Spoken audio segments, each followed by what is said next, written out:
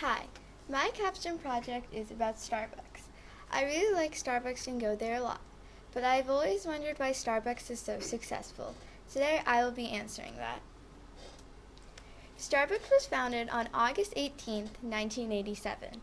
The owners were Jerry Baldwin, Gordon Boker, and Zeb Siegel.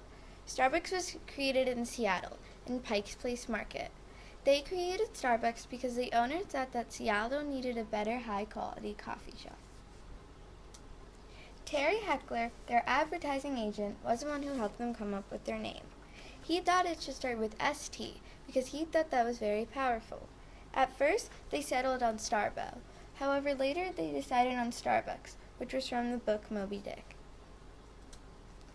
At first, Starbucks was only selling and roasting coffee beans and wasn't actually selling coffee.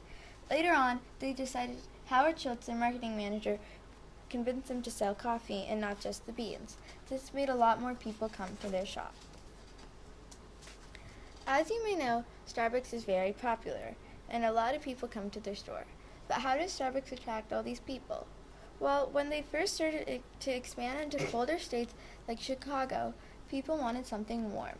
Starbucks took this as an advantage and started selling drinks like hot chocolate. Advertising is very important when you want people's attention drawn to your shop. That's why Starbucks advertises in ads and on billboards. Variety is also very important. That's why Starbucks has drinks like coffees, refreshers, frappuccinos, and tea. Also, Starbucks has food, which is good for people who are hungry and don't just want to drink. Starbucks has to expand their business in order for it to become well known. But how does Starbucks expand their business? Back in the early ages of the company, Howard Schultz convinced them to make stores out of Seattle. As you can see here, there are a lot of Starbucks locations.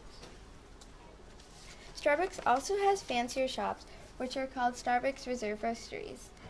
In fact, I got to check one out in New York City. Inside, when you first come in, you see a big coffee roaster right here, where they roast a lot of Starbucks coffee beans. They also have different menu items, which is very good. They make these stores because they want people to have a different, fancier, high-quality experience. People come to Starbucks because of the yummy drinks that the baristas make. But how does Starbucks motivate the employees to come work for them? Turns out there are tons of perks you get. Starbucks has a bunch of health coverages for their employees. If you work at least 20 hours a week, Starbucks will pay for your health care. Also, since you work there, everything you buy is 30% off. Also, every week you get 1 or 2 free things. Starbucks has something called paid parental leave. This means that mothers can leave for 6 weeks and they will still get paid as if they were working their job. This is for people who work 20 hours a week also. If you are a successful store like Starbucks, you probably have a lot of competitors.